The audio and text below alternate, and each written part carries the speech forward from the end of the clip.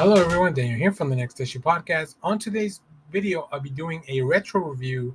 Um, I was scrolling through TikTok and somebody kind of brought up this movie called Reign of Fire. This is a movie from 2002, available on Hulu if you want to check it out. And they mentioned it was a very underrated movie, and this movie changed the way that we portray dragons in media. So that was enough for me to at least want to go check it out. So let's talk a little bit about some of the details of this movie. Then I'll get into the synopsis and then my review. Um, so this movie is rated PG-13 with a runtime of an hour and 41 minutes. As I mentioned, this is playing on Hulu. If you want to check it out. As of the recording of this video, which this really blew my mind because I really enjoyed this movie.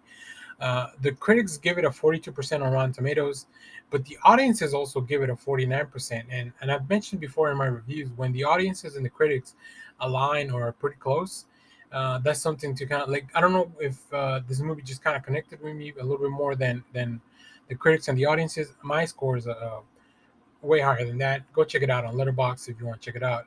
So this movie was directed by Rob Bowman with writing by Greg Chabot, Kevin Peterka, and Matt Greenberg. So, if you're not familiar with the plot, in present day London, back then in 2002, 12-year-old Quinn watches as his mother awakens. His mother wakes an enormous fire breathing beast from its centuries long slumber.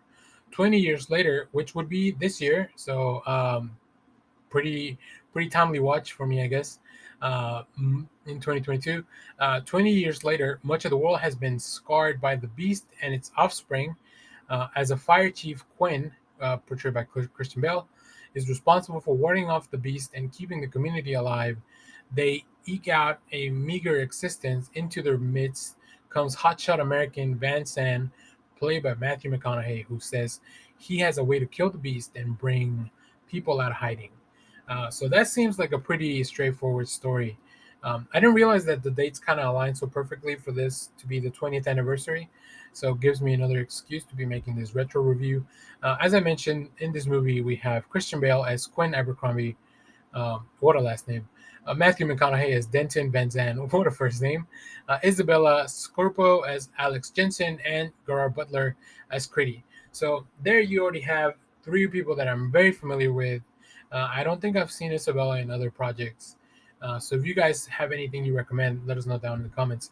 Um, and yeah, this movie was a lot of fun. I think for the runtime that we get, a movie that's a little bit over 90 minutes, we have pretty well a pretty good sequence of setting everything up for young Quinn and the future of the world. And then from there, we just kind of get going, right? It's a story that wants to let us know if this did happen, how did the human race adjust to living in a world that is dominated by dragons? And we have really interesting. It almost feels like a throwback to a medieval tale in the ways that human race reverted to some of that stuff. The setting is a big castle, and we spend a lot of our time there. This is where Quinn and Greedy have kind of built society, and they keep everyone safe from the dragons while trying to maintain a semblance of society. So like I said, I really don't know what the disconnect was with the film. The effects look great. Most of the dragon sequences happen either at night or with the cloud, so it's a very smart way to have these special effects. Make sure that they look as good as they can for the technology that they had in 2002. Especially the climactic piece of this, like just very much fun, very well paced. This movie overall is very well paced. I think there's a few hiccups here and there. There are some things that feel a little too convenient, but like I'm not going to complain that we have the story with dragons has some weak spots. I think they did a good enough job for me to be entertained and just kind of take the story at face value. Um, so as much as it is, and there's moments of fun, there's moments of emotion, there's really cool action sequences.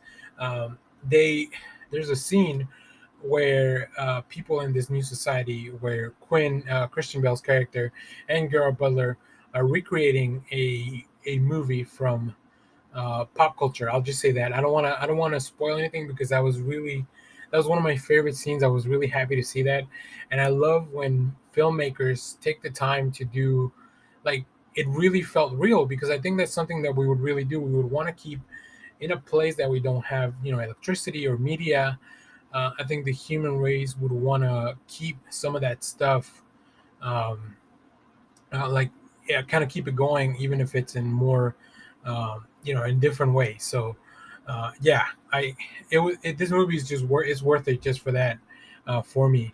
But even then, it goes above and beyond. I think Matthew McConaughey's character is really extreme, right? And this is at a point in time when, McConaughey, he was not doing Oscar-winning roles. You know, Gerard Butler was not breaking the box office. Christian Bale was not Batman yet. So yeah, this was kind of like the perfect time for all these things to come together, and I really enjoyed this movie. As I mentioned, you can watch it on Hulu, so I highly, highly recommend you check it out.